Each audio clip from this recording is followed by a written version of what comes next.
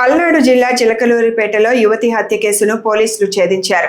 ప్రేమించిన యువతి తనను దూరం పెడుతోందనే అనుమానంతో యువకుడు ఆమెను హత్య చేసినట్లు పోలీసులు తెలిపారు. అనంతరం సాక్ష్యాధారాలను మాయం చేసేందుకు మృతదేహాన్ని తగులబెట్టినట్లు వెల్లడించారు.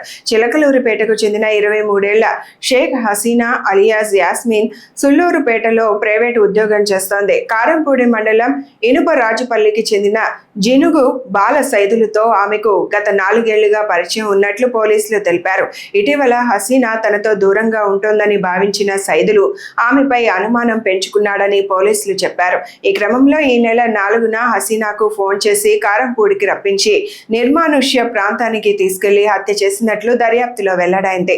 హసీనా ఇంటికి తిరిగి రాకపోవడంతో ఆమె తండ్రి పోలీసులకు ఫిర్యాదు చేయగా తొలుత మిస్సింగ్ కేసుగా నమోదు చేసి దర్యాప్తు చేపట్టారు. Coastal zone IG Sarvashreshtha Tripathi, SP JV Santosh, Narasaraopet DSP M Hanumantharao ఆదేశాలతో ప్రత్యేక బృందాలు రంగంలోకి దిగాయి. సాంకేతిక ఆధారాలతో దర్యాప్తు చేపట్టిన పోలీసులు ఆగస్టు 8న కారంపూడి పాత సినిమా హాల్ సెంటర్ వద్ద నిందితుడు సైదులను అదుపులోకి తీసుకున్నారు. ఈ కేసును మిస్సింగ్ కేసు నుంచి హత్య కేసుగా మార్చి నిందితుడిపై బిఎన్ఎస్ సెక్షన్ల కింద కేసు నమోదు చేసినట్లు పోలీసులు తెలిపారు.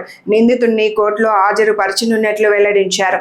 కేసును త్వరితగతిన ఛేదించడంలో Chilakaluripet town CI P Ramesh, ఎస్ఐలు వి సోమేశ్వరరావు, పి హజరత్తయ్యతో పాటు పోలీస్ సిబ్బంది కీలక పాత్ర పోషించారని డీఎస్పీ ఎం హనుమంతరావు తెలిపారు. అయితే వాళ్ళ తల్లిదండ్రులతో మాట్లాడినప్పుడు వాళ్ళు కొంచెం అనుమానించారు. ఫలానా అతనితోటి కొంచెం మా అమ్మాయి క్లోజ్ గా ఉంటుంది అంటే బాల సైదులు అని చెప్పి చెప్పడం జరిగింది. వాళ్ళు ఆ బాల సైదులు ఎక్కడ వాడంటే కారంపూడి మండలం ఇనపరాజుపల్లి విలేజ్.